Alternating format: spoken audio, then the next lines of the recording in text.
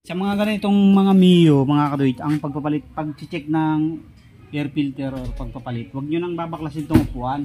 Ayun. Oh. Ayos.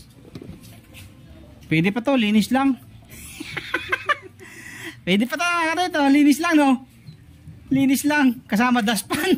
Okay na yan, kahit hindi na original, basta papalitan para titipid din kayo sa gasolina pagka napalitan yan.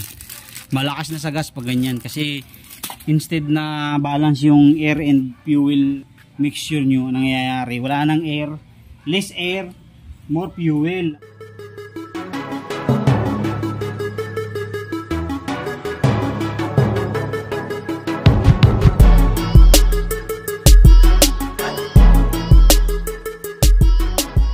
Yo, what's up mga kaduit, at yan, at meron tayong bagong bisita, bagong luma. Isang beses, isang taon lang bumibisita yan dito. So yan, magpapa ano siya, papagawa siya ng kanyang panggilid check, tapos palit gulong, and then magpapa-check siya ng air filter dahil magpapa-rehistro siya. So sa mga ganitong mga Mio, mga kaduit, ang pagpapalit, pag-check ng air filter or pagpapalit, huwag nyo nang babaklasin itong upuan.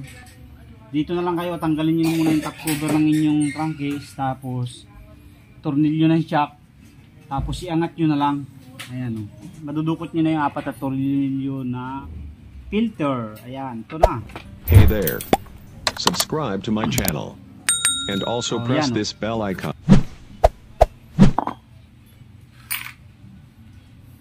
At ma-access nyo na yung kanyang malinis na filter, napakalinis. Oh, yan na yung kanyang filter. Oh, kita nyo ba? Ang linis, no? Masipag kasi magpalinis to, kumpare ko na to. Sa isang taon, isang beses lang. Oh no! Itim.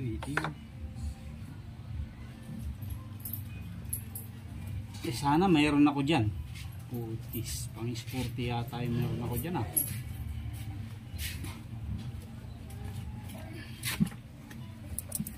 Oh, eto na mga kaduit.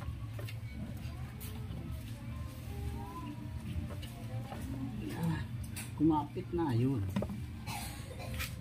Oh, ayos. Pwede pa to, linis lang. Pwede pa to, mga kaduit, oh, linis lang, no? Linis lang, kasama dustpan. Oh no! Ang nilinisan kasama na dustpan at saka walis. Diretso na sa basurahan. Ayan. Wala na mga karit, palitan na natin to. Bago. Check natin kung meron tayo. Ha? Meron talagang langis-langis yan pag nahihirapan ng huminga. Eh ikaw man ang takpa ng ilong mo tsaka bibig, pag hindi sumuka ka sa ano, hindi ka makahinga. Ayan, papalitan natin ng bago to kasi wala na talaga. Magpapaano kasi siya, magpaparehistro, hindi na ubra to sa emission, babagsak na siya nito. So ito mga kadito, palitan natin ito. Yan, replacement lang, okay na yan kahit hindi na original, basta papalitan para titipid din kayo sa gasolina pagka napalitan yan. Malakas na sa gas pag ganyan kasi instead na balance yung air and fuel mixture nyo, nangyayari wala nang air, less air, more fuel ang pumapasok. So ganun ang nangyayari mga kaduit kapag ang filter nyo yung madumi. Okay, linisan muna natin and then ating palitan ng bago. So yung degrease natin mga kaduit, degreaser, para tanggal talaga yung dumi.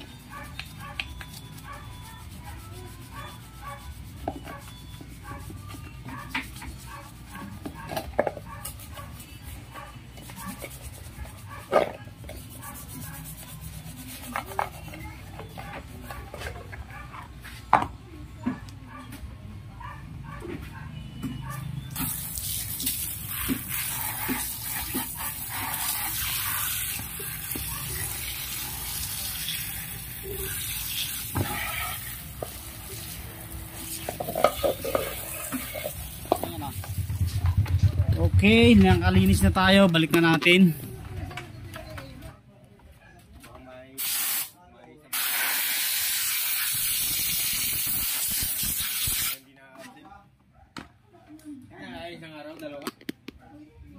Pagkahan mo lang sa registro.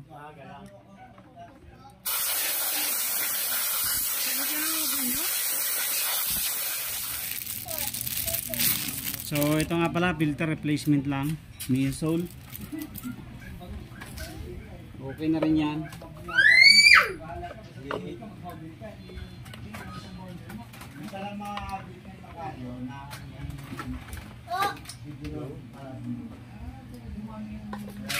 So may isang tornilyo sa gitna mga kabit.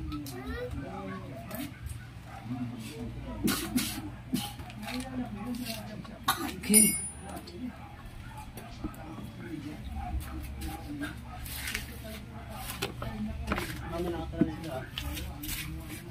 Kalbo. Oh, wala, malis na. Masok na.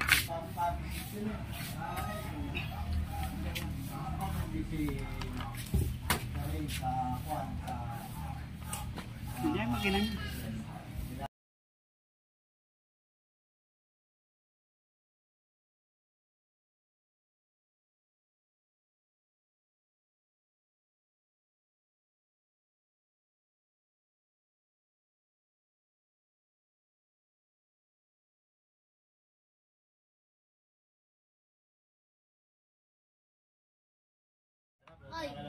Okay, so ganun lang mga kadoy, tapos na tayo sa pagkakabit ng filter.